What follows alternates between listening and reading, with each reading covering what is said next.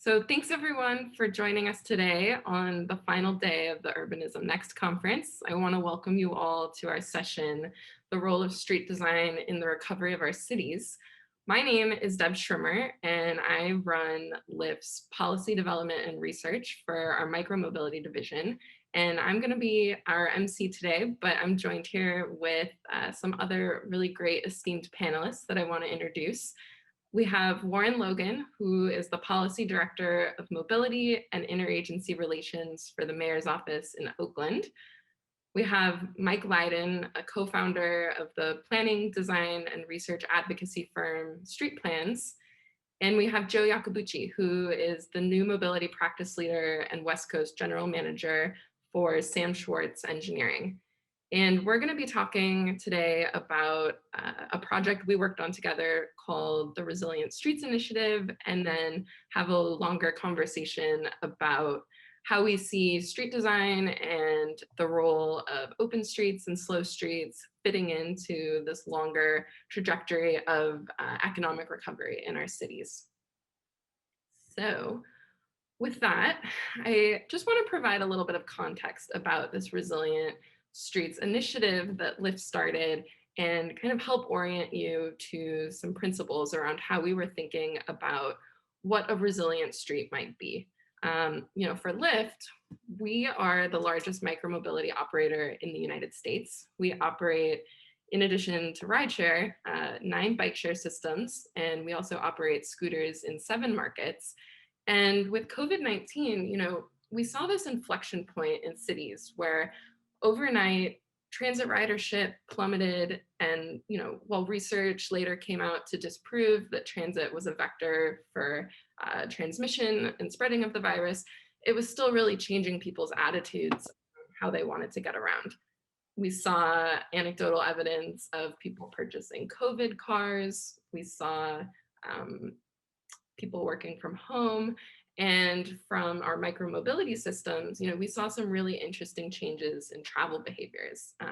We saw trip distances increasing, which partially was due to mode shift of people who previously were taking rides on transit were then making these trips on bikes and scooters, increasing the distance of travel. We saw the time of day changing of when people were using these systems.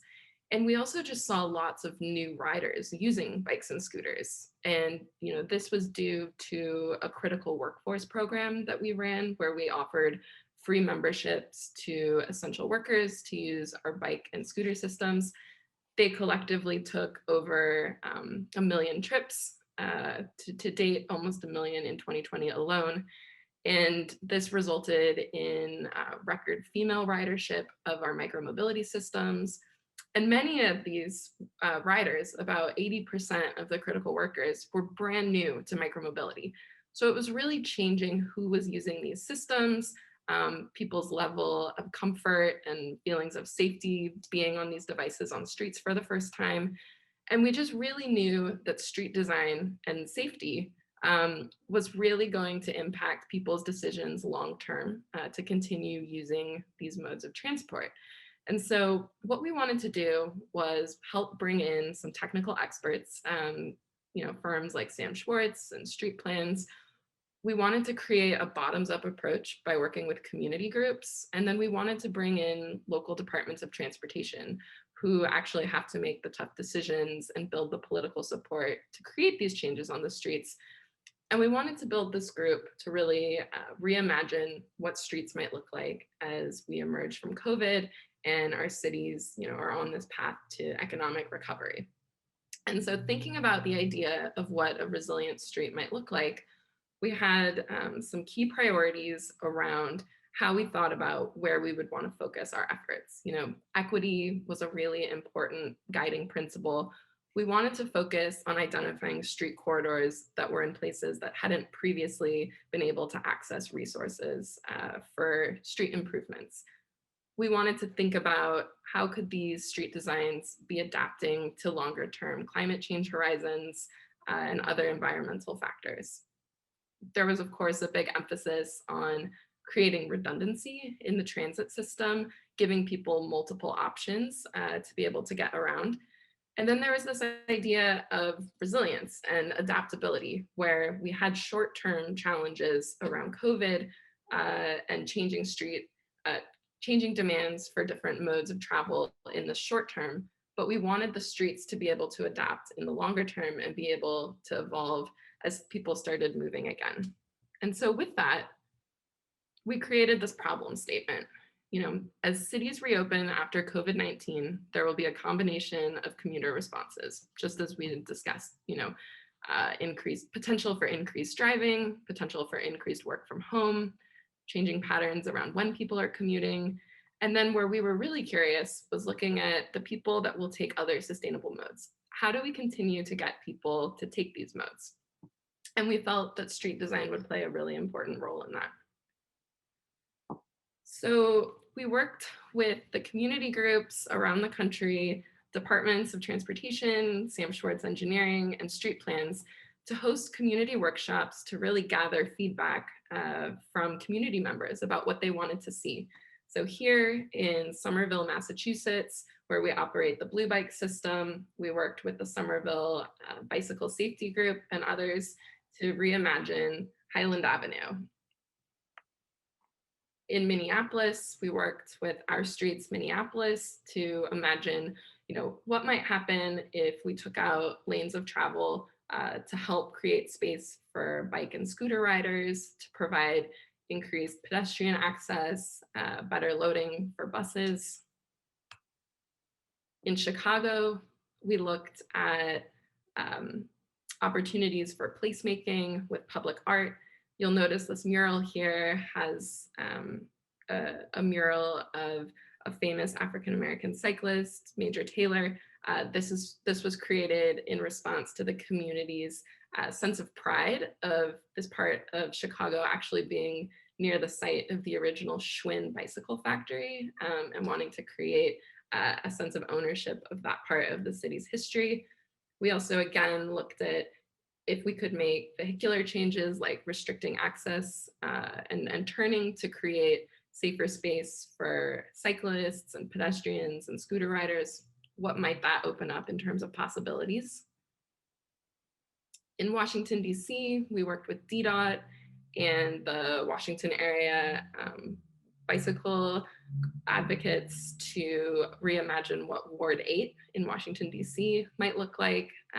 Their vision really coalesced around creating priority access for buses, as well as thinking about green infrastructure like stormwater, tying that to the Capital bike share systems, and really thinking about what would be possible there. Here is a snapshot of our work in Columbus, where we worked with Yay Bikes. Their vision really focused on increasing pedestrian visibility, being able to create flexible space for different uses like bike share and passenger loading. And in Oakland, we worked with Warren and community groups like Walk Oakland, Bike Oakland, and Transform to really think about a safe routes to school context. This corridor here is just off of a relatively new BRT route, and many vehicles have been sort of moved from the BRT street onto these roads, which create really unsafe driving behaviors, especially right near the school. And so here in Oakland, we actually worked on strengthening pedestrian activity to access the school. You'll notice raised sidewalks to help increase visibility and slow down cars. We added a buffered bike lane. And then we also worked with a local artist to bring community art into this community. We also then worked in New York, where we went a little bit deeper to conduct some initial analysis. And I'll hand it over to Mike to talk about what we did in Queens. Sure, and thank you, Debs. This is a network map of the proposed resilient corridors in Western Queens. And what you're really seeing in the pink there is an attempt to complement the existing transit network by getting more people cycling, and now more and more on scooters, from east to west and west to east. And then, of course, feeding folks into the Queensboro Bridge. It's become an incredibly busy crossing on the Queensboro Bridge, and there's been a huge rise in advocacy to not only get more space on the bridge itself for cycling and to separate walking movements from cycling movements, but also to obviously make those connections stronger from the north and from the east, which is where there's a lot of gaps in the network. You can see in those gray lines where there's existing bike infrastructure. So there's a lot of work to be done to get people to and from the bridges out into the neighborhoods safely. So we looked at visualizing a few of these different corridors, including 34th Avenue, which is what you see here. This is an incredible open street success story. It's, I think, the best of all of the success stories for open streets in New York City. It's about a mile-long residential context, just a block off of Northern Boulevard. And it's a neighborhood that was one of the hardest hit by COVID, and one of the neighborhoods in New York that has the least amount of public space. And so the community programming, the community ownership of this corridor has been absolutely tremendous. And so we were looking at how can we support the activities that people are already starting to do in that street, in that space. And you can see what the images includes there, which is some flexibility, but also including things like maintaining and improving that center median, which is where a lot of people sell things, they commune, they play cards, et cetera. So we're really looking to support the good activity that's already happening in that street and make it a safer, easier place for people to move about on foot and by bike. Next. So as mentioned, Northern Boulevard is one of these major corridors that runs east-west through Queens, and it connects directly into access to the bridge. And it's one of the most direct routes to cycle. And of course, it's a really important transit route, but it's usually car clogged, and so not appealing to cyclists, and certainly not appealing for taking the bus, as the bus speeds are so slow. And so here we imagined how to not only create a much safer Northern Boulevard, with better crossings and of course dedicated infrastructure for buses and for cycling. But in the bottom of the second image there on the right, you'll see another connection that's heading off the page, which is really linking about a block away to 34th Avenue. So the whole idea was to tie the bridge, Northern Boulevard, and 34th Avenue together into one system that would move higher amounts of people more efficiently and more sustainably.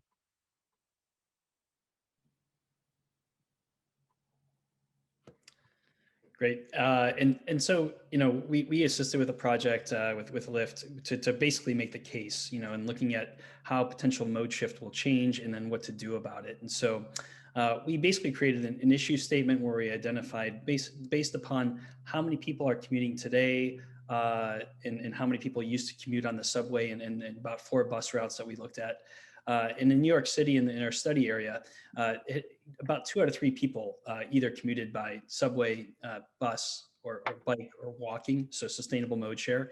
So about 2/3 of that. And I think the important thing for New York City as well, which is a international best practice, when you take out the transit desert neighborhoods, mode share for sustainable modes in New York City reaches above 80%. And so you understand how critical that the subway and sustainable modes are to New Yorkers. And so what we did is we quantified this by looking at the capacities and identifying, sort of from a consumer preference standpoint, that about half the people wouldn't feel comfortable being on the subway, or we would have to socially distance. We need about twice as much space.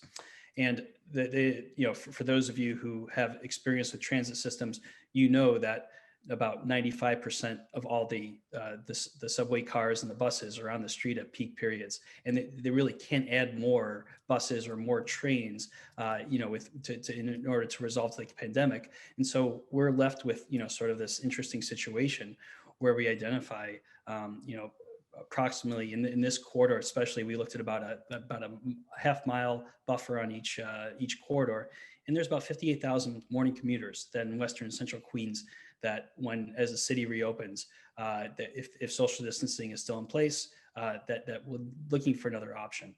And then we identified that if no action is taken, that probably about 6%, or about 3,000 people, would walk or bike. And those are people that live in adjacent or location efficient locations, where a walking trip would be appetizing, or a bicycle trip would be appetizing. But for those that live more than a 30-minute commute or a 45-minute commute without any additional treatments, those people would be looking for another option, and potentially start driving or start taking other modes that would clog up streets. And so when we made the case, we identified that, building the resilient streets, and we identified putting those facilities on the street, identifying e-bikes being widely available for New York City, and for Central and Western Queens, identified that the potential payoff for a resilient street plan for those streets that Mike and Debs just described would generate approximately 69,000 sustainable daily trips, right? And then we looked at VMT. There would, about 290,000 VMT per day would be saved, vehicle miles traveled.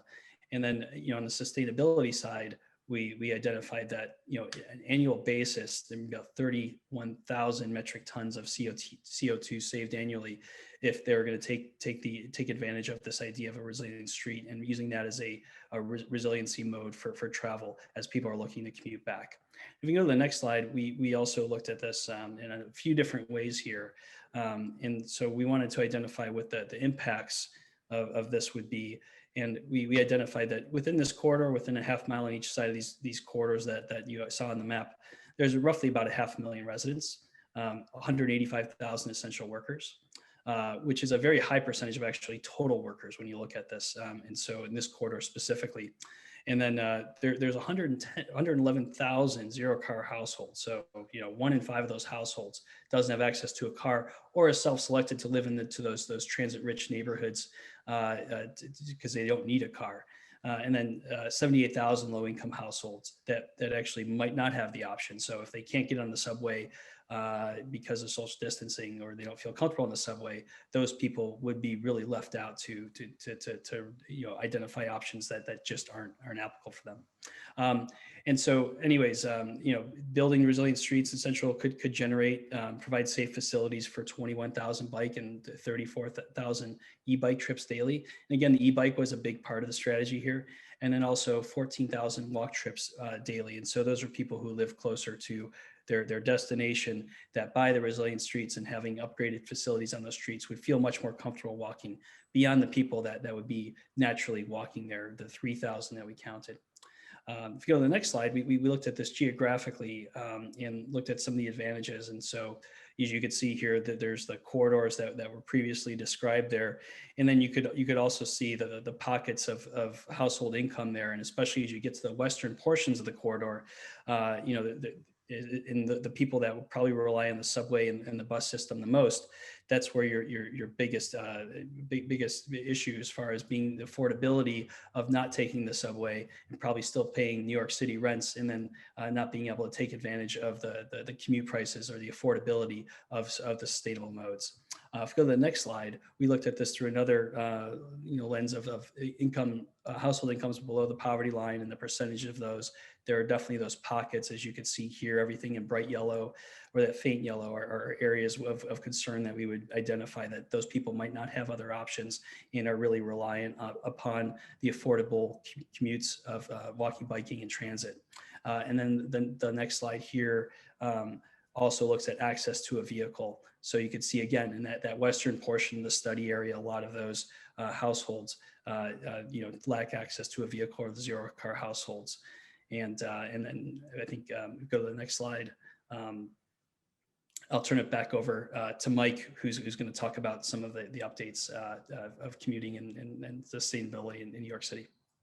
Right. Thank you, Joe. Thanks for that overview as well. All the data crunching that would yield the benefits that we would hope they would yield from the design work.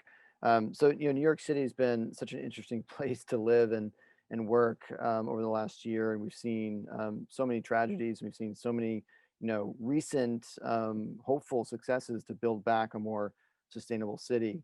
And, most recently, the mayor of New York announced that this year a protected bike lane would be installed on the Brooklyn Bridge, which is another kind of major need for sustainable mobility in terms of cycling and separating cycling from walking, and of course all the tourism that happens on the Brooklyn Bridge. But also going back to Queens, the Queensboro Bridge is also set to get a large boost in terms of cycling and walking, which is right now the bridge has cycling and walking shared on one side, on the north side of the bridge, and there's just way too little space for the amount of usage. And so one of the outer roadways on the south side is going to be converted into a bike path. So that's going to be a huge boon for for active transportation. And of course, the connections on either side of the bridge are also being enhanced. And so that Northern Boulevard project, in fact, while we were scheming and designing that, the city put up a temporary bike lane for COVID on Northern Boulevard, which is actually a pretty remarkable feat given the amount of traffic and volume and issues that are there. They just went out and did it, and that I've been told will also be made permanent. So there's a lot of exciting things that have come forth on the mobility side, but also on the economic and let's say placemaking side. The outdoor dining has been tremendous, not just as an economic lifeline to keep businesses open, but really seeing it as North America's largest, parking reform program that basically happened overnight. 10,000 restaurants now operating in the street, curbside, fully in the travel lanes during weekends, or on the sidewalks. And so we've seen thousands and thousands of parking spaces basically disappear overnight. Very little political angst about that because of the pandemic. And I think people understanding that there's a whole other way to think about the use of our streets that overlaps with sustainable mobility, the placemaking, and of course, the economics. And so just to close with a thought, the increment of or the value creation that has occurred in the last year in New York on our streets in terms of the restaurants who now have this expanded space to operate, post-pandemic will have that space permanently. So they have their indoor space as as they had before the pandemic, and now they have all this outdoor space, yielding a lot more of an economic boom for those neighborhoods where this is happening, for those businesses where this is happening. So perhaps there's a way to think about how you could capture some of that value and then reinvest it back into the streetscape to continue to make these improvements, or even redistribute some of those investments or that value into neighborhoods that aren't seeing the same level of activity, but have the challenge of having less access to sustainable transit. And so thinking about how we can very creatively move forward post-pandemic with that value creation is something I'm very interested in discussing and talking about. I think there's a real opportunity there. Great. Thank you, everyone. We are now going to move over to the discussion portion of the panel, and I want to start the question with Warren. One of the things that the Resilient Streets Project originally framed the opportunity around was around street design and the role of physical infrastructure. But I think over the course of this project, as well as your experience working with the city on slow streets across the city, it became really clear that social infrastructure plays a really big role in the success of these kinds of programs. Can you talk a little bit about how you see social infrastructure and like community ownership fitting into these opportunities around changing space, and how do you get that buy-in and what that might look like on like a longer term horizon? Sure, thanks, Debs, and I thank you all for your great presentations. It's so exciting to now look back a whole year on like all of the different initiatives that we spun up in short order. I think in the case of Oakland's example, both in terms of slow streets, then our central places, then our flex streets, shared spaces programs, we realized that, to your point, Debs, it's not enough to just close the street down for outdoor eateries, which certainly is a great initiative. What we realized, especially from our East Oakland communities, where a predominant number of people of color and low-income groups live, that it's not just we lowered the barriers, you also have to provide this technical support at the same time. And that is in great part, what that looks like is technical training to take advantage of those programs, whether that's I'm going to show you how to design your street so that it's not just me saying, go ahead, design your street for whatever you want. And their response being, I'm not an architect, right? I'm not a street designer. I need help, right? The other part that's kind of important too is that, and I think a lot of our folks know this in spades, there are plenty of community groups that do not trust the government, even when we lower barriers, even when we are taking initiative and being innovative. And so even that innovation might appear like a trick or a trap. And building trust along the way is going to be really critical when we dive into these types of programs. And again, that looks like maybe not scaling so quickly, starting with one pilot instead of 20 all at once and saying, okay, if this one didn't work, how do we modify that for the next 5? And then going to the next 10 and so on. Yeah, I think that makes a lot of sense. Mike, from your perspective, I know your firm does a lot on the tactical urbanism side and bringing community groups into this process.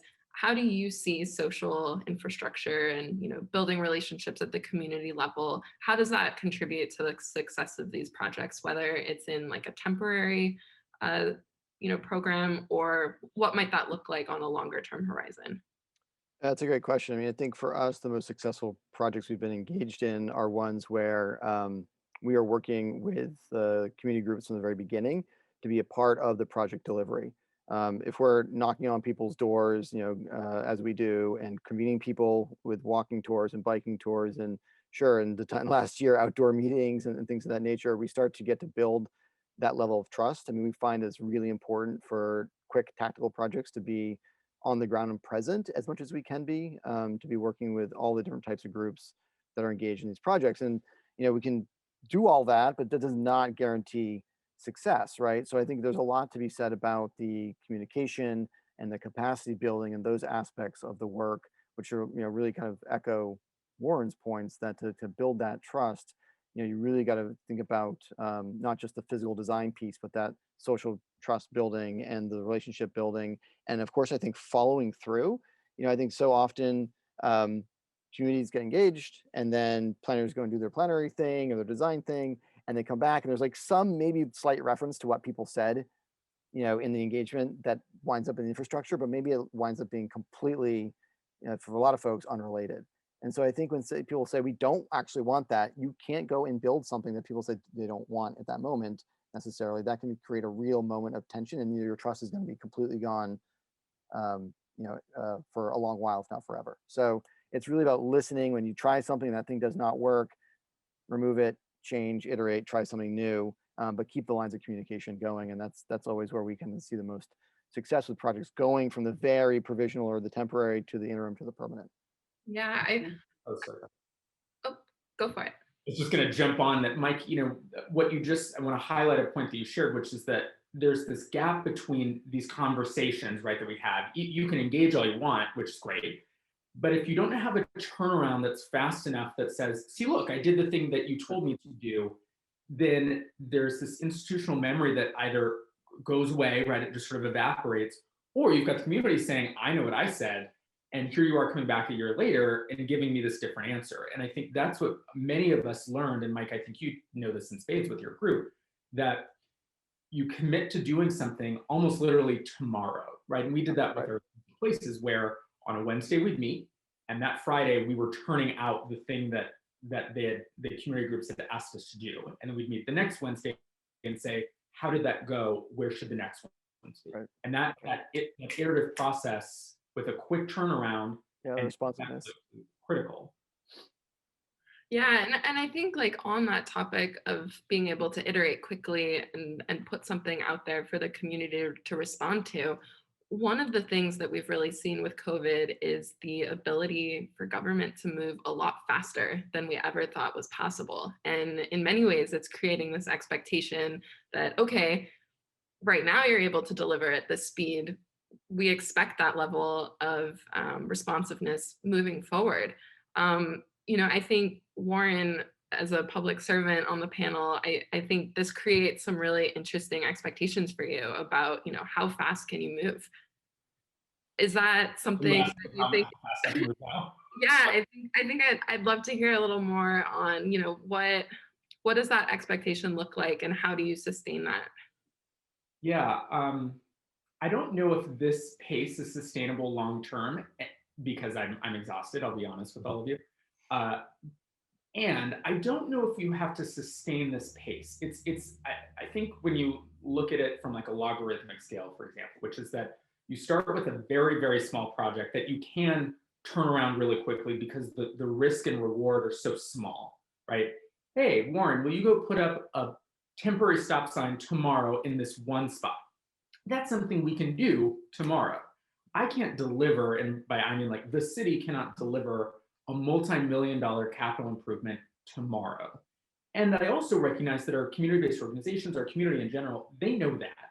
And they're not asked, like, we should sort of divorce those two requests, right? Because they're not asking for us to churn out bigger things faster. It's that whatever we do to build towards that big thing, right, that we are iterating on it closer. And to give you an example of like a lesson learned that I'm glad that we are having this conversation today instead of yesterday, because I met with a group of people last night at an outdoor bar, and we talked about a now $19 million protected bikeway running through downtown. And a number of the bar owners were like, we're still not sure about this, but we'd love to talk about expanding our parklets right now that might later on be made permanent with that improvement. And so I asked my team, I was like, we've got cones, we've got bollards, like, all right, in a couple of weekends, let's just show up like literally with the cones in hand and say like, okay, where do you want to put them? Let's start mapping it out. We can turn that out really quickly. And then in a few months, we'll say, okay, how did that go? If you like that, then let's go the next step and add that to the plan. And then in a year, this will be concrete, right? They're not asking for me to pour concrete tomorrow. They want to see that I'm listening to them, right? And that I'm able to show, don't tell, I heard you. And what that looks like is, trace, right? Like tracing on the ground and saying, yes, this is what you said. Yeah, that's great. And I see we actually have a question from the audience around project turnaround time. You just said, it's not realistic to expect that concrete's going to get poured overnight. But on the idea of project turnaround time, an audience member is asking, what is the sweet spot? Maybe I could take a shot at this because I've been a part of more traditional project development on complete streets, that have taken a time horizon of 5 years, right? And that's really tough from a public engagement standpoint, even just to remind people of where you started, how the process. You spend so much time just kind of reiterating what we've done 2 years ago to actually get momentum here. And I think what's exciting today is the fact that we can actually access more data to monitoring, whether it's INRIX or Waze or the companies or Numina.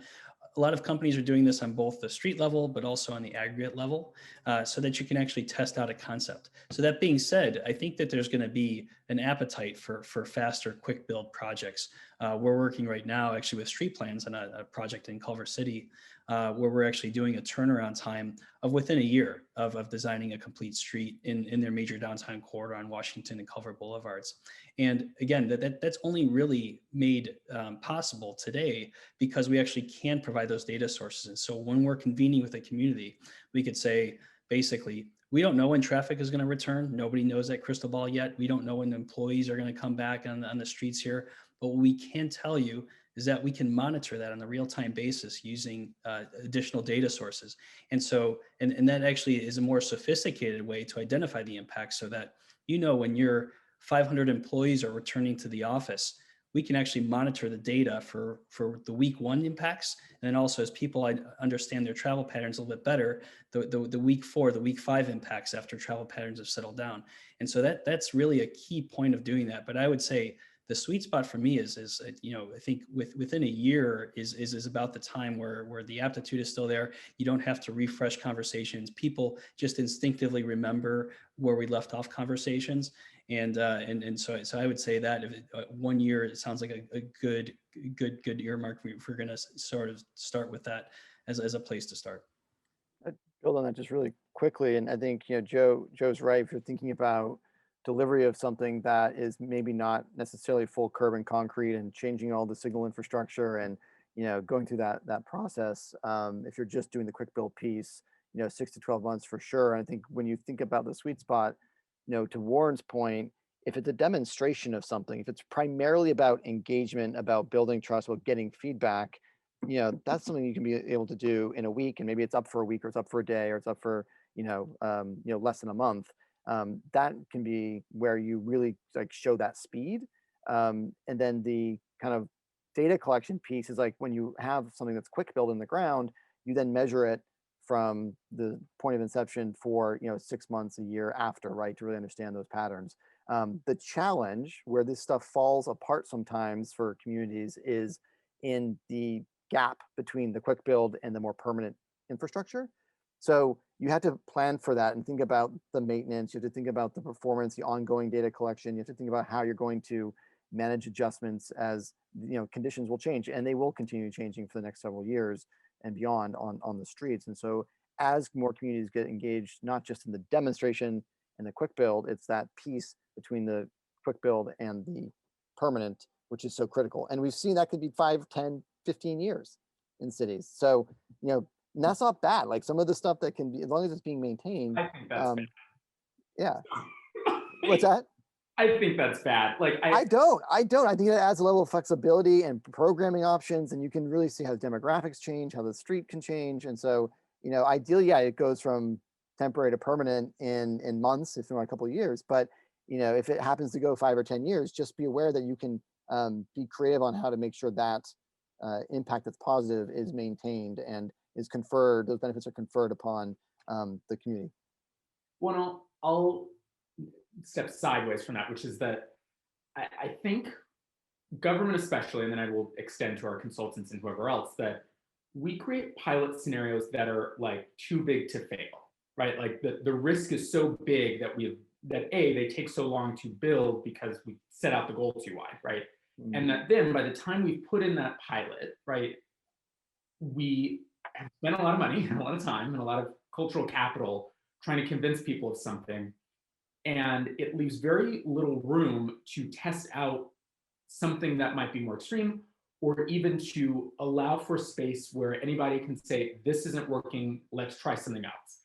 And what I would prefer, and this kind of goes back to your original point of like, if it's a quick build, complete streets versus like throw some cones down and try it in a week, like I would prefer to have conversations with community groups about something that if they're like, I hate this, I'm like, great, get rid of it. And that the stakes are so much lower.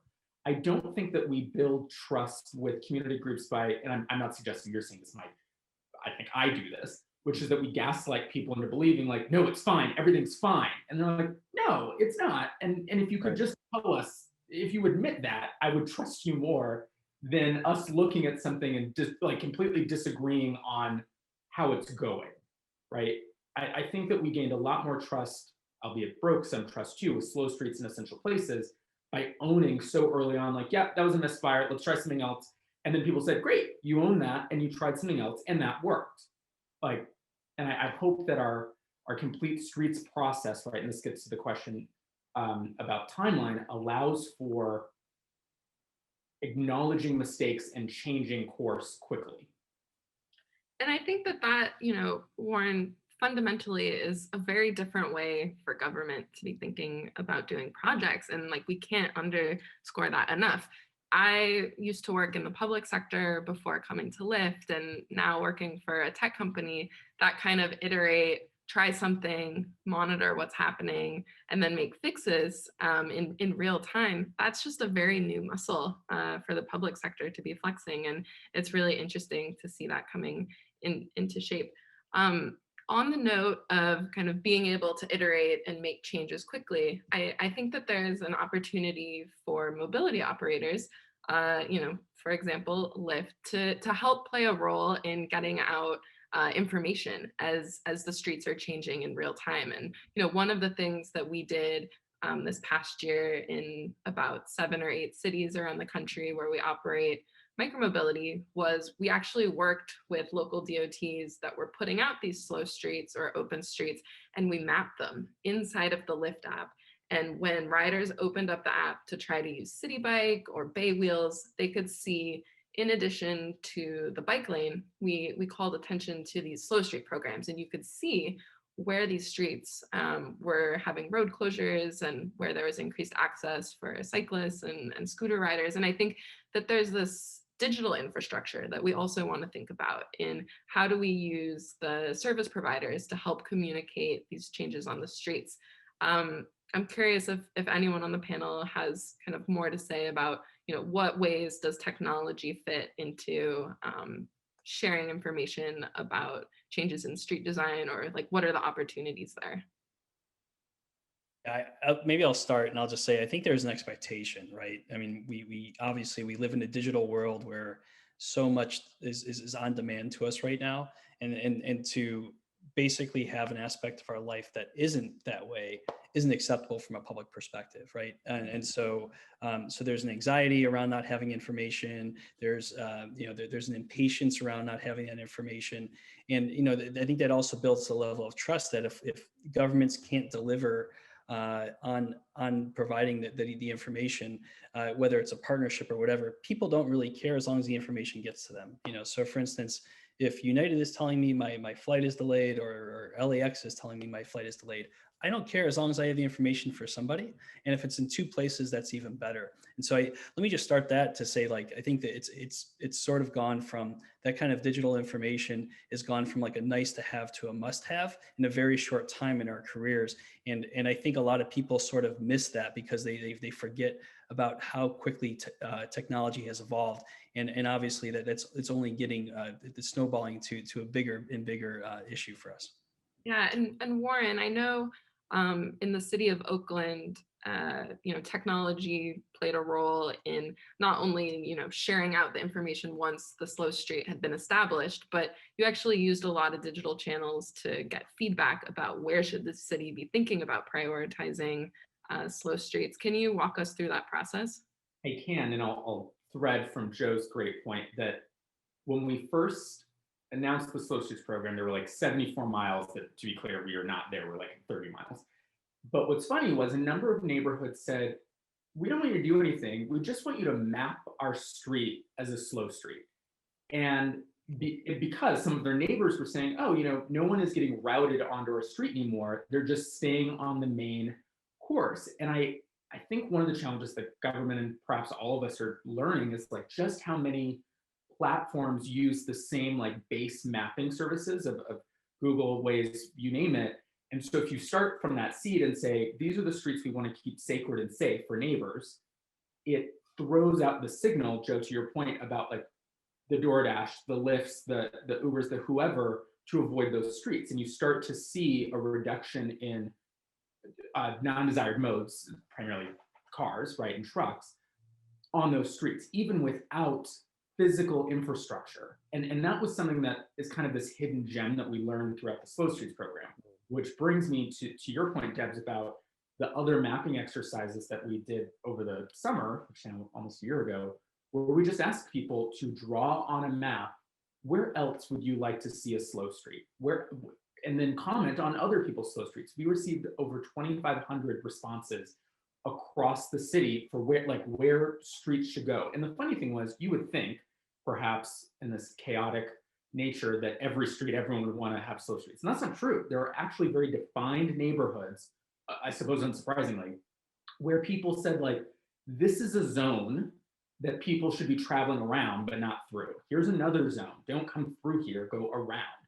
And I'm really hoping that I could see this happening soon, we're adjusting we're updating our general plan for the next couple of years. And I hope we can package that information up to help redefine what are our local collector arterial roads based on that feedback, where folks are mapping, right, in real time.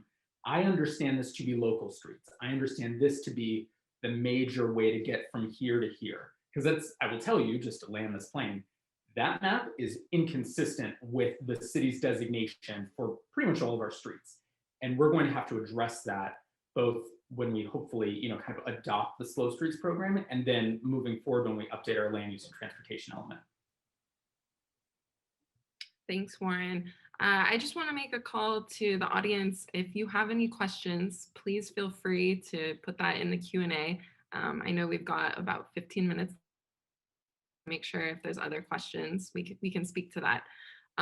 But in the meanwhile, Joe, I wanted to ask you, as we were starting this Resilient Streets project, a lot of it was really tied to the uncertainty around the future of public transit. And, at this time, transit ridership was experiencing massive declines. There were all these doomsday scenarios around transit losing, all funding and really being in this existential crisis.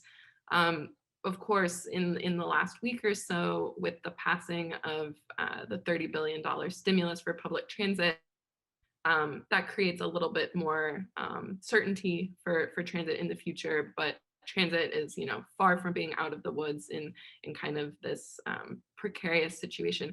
how do you see transit fitting into resilient streets, and kind of with your work working with the American Public Transportation Agency or Association, how do you see public transit fitting into this? Yeah, so I think the resilience is an operative term here, because the way that these systems work, they're interchangeable in a lot of perspectives, right? So while people might take a transit trip for some of their journeys, and that is that's the major feeder during peak times where we're trying to move the masses for commutes. And at the same time, being able to also have the flexibility for scooter sharing, bike sharing, other sort of resilient trips. Most people will view those as part of an ecosystem that they depend on, right? And so transit is a necessary part of the ecosystem, especially during peak period times where you're trying to move as many people as possible, and taking other modes might not be as appetizing or more stressful, for lack of a better word. And so having the sustainability of transit funding bringing us through the pandemic, combined with obviously the great momentum on vaccinations, we're not out of the water yet, but it's very encouraging signs. And I think once the proof is out there, and the majority of us are vaccinated, that's a time really where people feel comfortable going back on transit. The same as going to concerts, going to movie theaters, right? It's like all these mass events where, for a lot of us, we're holding out until there's some certainty, there's some before and after study, there's identification that people do feel comfortable. Even though the studies themselves, as you mentioned, the APTA study, which showed no correlation of transit being an instigator for additional infection beyond other modes. So that's important. But what we're dealing with are consumer habits here as well. And so, people have to feel the comfort before consuming or taking that mode. And so, but I think that's why this is such a terrific project or different topic area, because we've seen the resilience of cities. The fact that open streets and slow streets just kind of popped up overnight in cities around the world is terrific to see. So we have great city leadership that has identified, well, if we have a deficit in one area that we need to fix, and we can actually do a lot of this overnight. And I was thrilled to see in Los Angeles, where I live, which is a challenging bike network here to get throughout the city. With the launch of slow streets, I can now connect to so many other locations where there's a lower stress to get there on bike, while I'm still not taking transit for every trip today. So it's transit is important for any urban city. It's important for urban commutes. Will maintain its importance into the future, and it's terrific to see. I think if you talked to me a couple months ago, I would have a lot more anxiety about where we're going to go in the future, and a lot more uncertainty. But it's terrific to see the leadership at the federal level to make sure that we can continue this. And furthermore, I'll sort of start off from this point. I think I mentioned some of our project work in Culver City, and they're actually, this is one jurisdiction just specifically that's actually doubling down and be putting out more transit service when we launch the project later this summer there. And so that you actually have a lot of jurisdictions. I think they're definitely unique, but they're probably not alone in identifying the need to put out that service, so that when people do return to work, there's actually the assets for sustainable mobility there, and then an increase in assets, so that when people do return to work, really they can be stepping into a brand new world in the same context than before the pandemic. Yeah, it seems like in many ways the open streets and slow street programs have created a framework that transit can really learn from, as far as how you can create more space for the right of way for buses. Here in San Francisco, where I live, the SFMTA has been able to create priority transit lanes for Muni, and I think that that's a really interesting example, and kind of speaks to the future of buses, especially as you mentioned, kind of thinking about the economics that transit face right now. Buses are a much more affordable option. You don't have to drill underground, and there's just a lot of opportunity there. Mike, maybe as we kind of start gearing towards the end of the panel, maybe you can talk to us a little bit about like what are the lessons learned from a tactical urbanist perspective that like transit agencies specifically could be thinking about, and how might bus select service and some of the things we've seen in New York kind of offer promise for in the future. Yeah, I think it's really about the speed at which we can deliver enhancements that are meaningful. I think and particularly focused on buses. In New York, we've seen a number of new busways pop up. Just prior to the pandemic, 14th Street and major east-west corridor was implemented entirely in a quick build fashion. Zikla bus islands, delineators, red paint, signage, right? And that's had a tremendous impact on mobility and safety along that corridor in a key part of Manhattan. But that approach is now being rolled out and sort of tested in different outer borough areas. So Queens and downtown Flushing, downtown Brooklyn. I actually bike to work every day after I drop off my kiddo on at his school on this new busway, which has been this kind of mess and tangle of auto-dominated double parking, congestion for years in downtown Brooklyn. And they now have this busway where you can't drive, unless you have explicit business on a couple of those blocks in which it serves. And now the buses are moving through much easier. Boarding and alighting happens much more easily for folks. And the biking is, protected bike lanes, all along the edges of the corridor. So it's a little bit tight, but it's working in a way that I think is much more amenable to people saying like, yeah, that's going to be an easier trip. That's going to be a safer trip. Or even just crossing the street down there now is just so much calmer, right? So there's a number of these different layers that can be mixed together, not just with the bus enhancements, but by doing the bus enhancements, it opens up so many other different types of benefits to users. And we say that that stuff doesn't have to be that expensive. All that stuff in New York is tactical, and you're talking a few hundreds of thousands of dollars for the materials and delivery, which is pennies on the dollar of any longer term expensive infrastructure based project.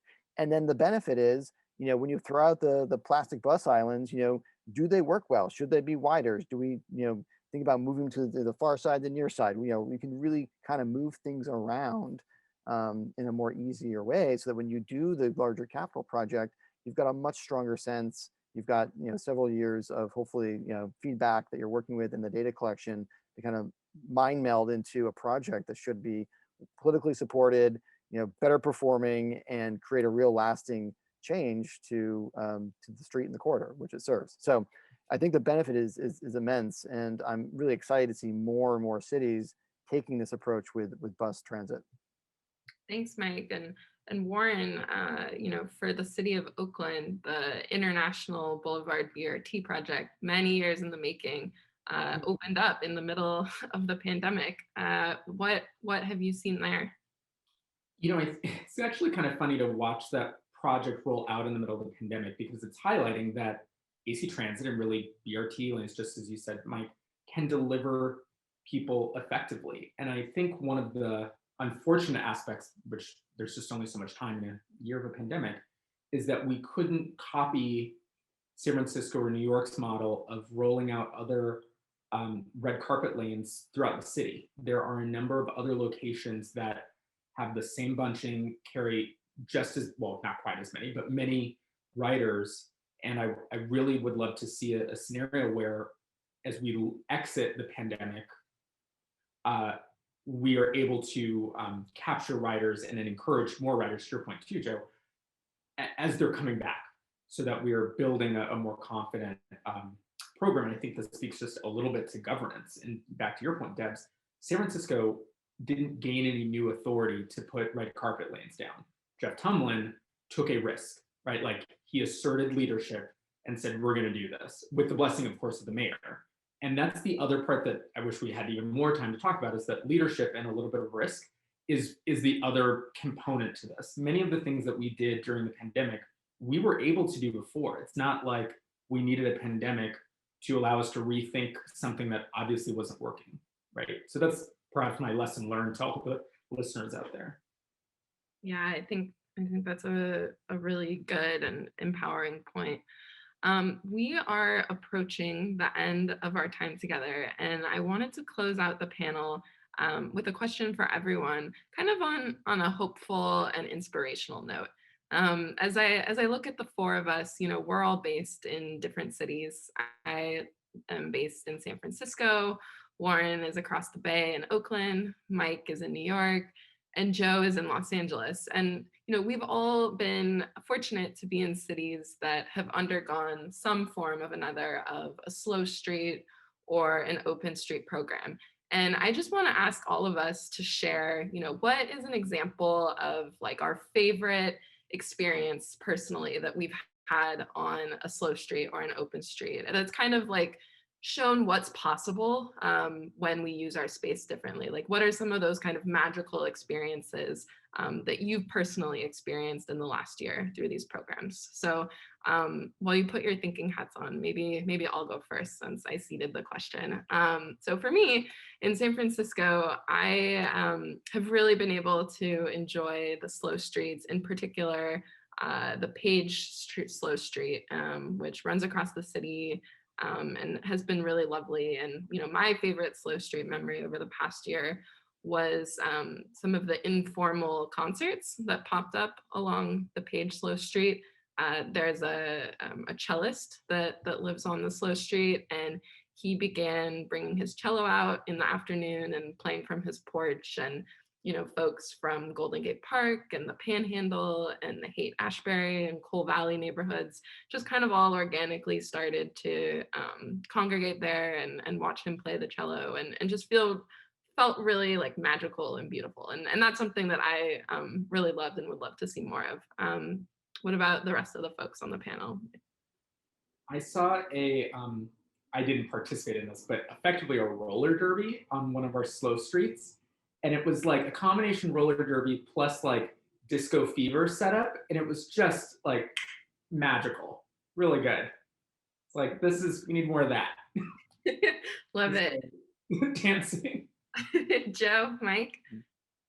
Yeah, my favorite part actually is I live on a slow street, and it's terrific. At the end of my block, basically, woman takes the 2K barriers out with signs on there, puts them out there in the morning, and all of a sudden our street is transformed. I mean, it really has changed the operation on the street. And when somebody is going more than 20 miles an hour, like they get the dirty look from the rest of us, and it's really great to see that behavior and that expectation literally just change overnight. And it's just seeing those barriers up there in the morning when it goes to that, like it just means a completely different place with just such a small intervention. So not actually an instance, but every day that I experience that is really, it's a gift. Thanks, Joe. Love that. Love these answers. So inspiring. It's a hard for me. I live amongst many different types of slow streets interventions in New York City, which is great. And I have a 3-year-old, and so having a kid that age who wants to be out on a bike or scooter, but traditionally that's a point of angst, is like crossing the street and being in a street environment. Now that's gone. That's evaporated. And so I think my favorite memory was actually going for an after work beer with Michael Berkowitz, who some of you may know from formerly of 100 Resilient Cities. We met up, and then I biked back on Vanderbilt Avenue to my house. And Vanderbilt Avenue is one of those streets in the pandemic that got completely shut down from Friday afternoon at 5 until Sunday night at 10 to traffic. Only cross street traffic was allowed. And so, yeah, restaurants did great. There were people packing there as they could outside, and they were very lively, but it was everything else that was happening in the street. So much more activity beyond people buying a beer or having dinner. It was people bringing their own barbecues, kids playing, people having card games. It just restored this normalcy to New York street life, but made it even better. And it was like at that moment, I was like, we're never going back. We're not gonna abandon this. This is too powerful for me and my neighbors. And I feel very confident that moving forward, our neighborhoods are gonna be better neighborhoods than they already were, and they're pretty great. Well, thanks, Mike and Joe and Warren, and to all of you for watching. This has been a really great conversation, and I hope you enjoy the rest of the Urbanism Next conference.